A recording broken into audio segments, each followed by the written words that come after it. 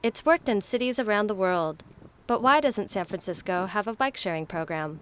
As soon as possible is the timeline. I mean, we've been talking about this for a while, and I think that we were under the bicycle injunction for 3 years, and so we're all very frustrated not to be able to make improvements to bicycling in San Francisco directly. Since June of 2006, the city has actually been barred by a lawsuit from building any more bike lanes or even installing bike racks on sidewalks. We believe that the city will prevail in this lawsuit and will finally be able to go ahead and install the additional 34 miles of bike lanes that the city has identified as priorities back in 2006. As part of San Francisco's master bike plan, bike-sharing programs were halted by the injunction. The program would allow people to use city bikes for a small fee. A customer can come up, they swipe their pass card, they pull their bike out, and they're on their way. It's that easy. But is San Francisco really ready to put an additional 2,700 bikes on the street?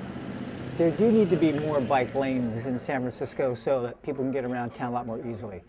The streets are pretty bad in terms of the quality of the pavement, but I think that people can and will continue to ride bikes despite that.